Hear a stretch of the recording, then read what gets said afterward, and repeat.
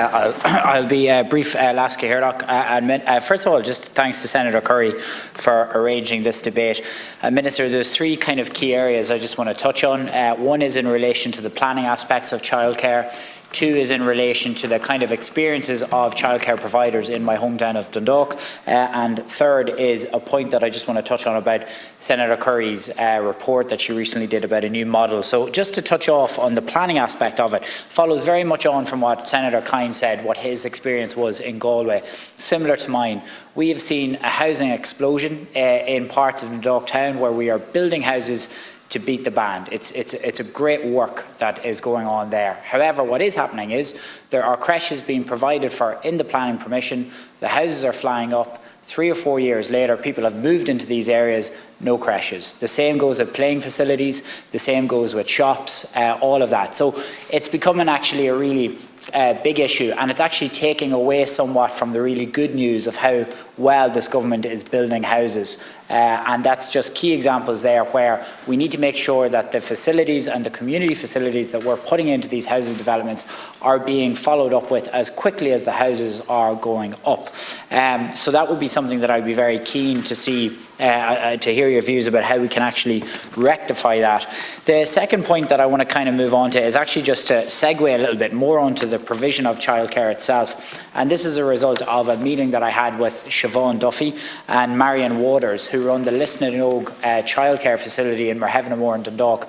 And I had a 2 or 3 hour conversation with them a couple of weeks ago where I had a real insight into some of the difficulties that they face as a childcare provider. And I just want to list 2 or 3 of the difficulties that you may be able to come back with in your response.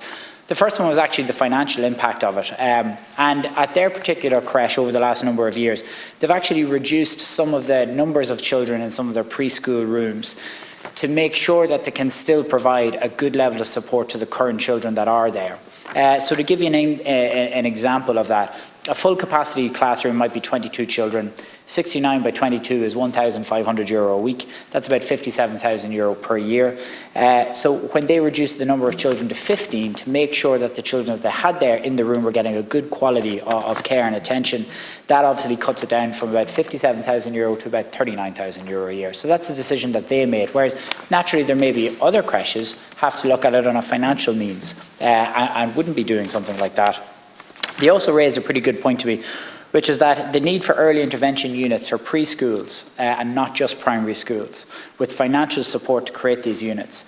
And their point was that it could be of real benefit for children if they could give a more specific learning process in an early intervention unit.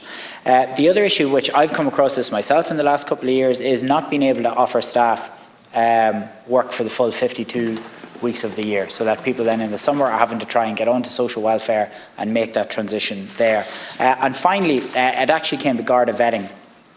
Garda vetting obviously is extremely important, but unlike primary schools, that they were saying that perhaps a more blanketed approach to Garda vetting in early intervention would be good. So essentially where a primary school teacher, well, to just give the example, in early years, they have to be vetted for each individual service that they work in. Whereas when it's done by, so for example, sorry, I'll just be clear about this. Garda vetting is extremely important, but unlike primary schools that have a more blanketed service approach, i.e. the Garda vetting for the Armagh Diocese covers every school within that area. The issue is when it comes to early interventions, it doesn't. So if you wanted to change from one early intervention place to one creche to another, you need to reapply again on each occasion. So that was a key point that they were saying to me. So that was the couple of key points there from both Siobhan and Marion. They have a number of other points here, but they're actually maybe slightly outside of the scope, particularly in relation to the AIM programme outside of this debate, but I will forward to your office and we can have a further approach or a further discussion on that. And finally, just to conclude, I really want to commend Senator Curry for her report on better planning for local childcare, which is really where a lot of this debate is coming from today. But one of the recommendations that I noted which I think is is recommendation number 4, under the need to develop a new model for the state to acquire childcare facilities built by developers. And it's quite clear, this new model would open up new opportunities for small to medium-term childcare providers and community-led partnerships, fostering a supportive environment for the childcare sector. It could also act as a stepping stone to state-led public childcare provision in the future, and I think that's very important, because it can act as a stepping stone that we can start using now to get us towards that state-led public childcare provision in the future. And Minister, just to wrap up, what I would say is to follow on from the points that Senator Cassell's made. Like, look how far we have come and how far you have come in the last 4 years in this department in terms of the provision of childcare. It's now affordable. It's now more widespread than it was 4 years ago. We've nearly €1 billion a year this time alone, more money than ever before. So we have made huge amounts of progress, and I think it's disingenuous for anyone in the opposition to try and say anything else about it.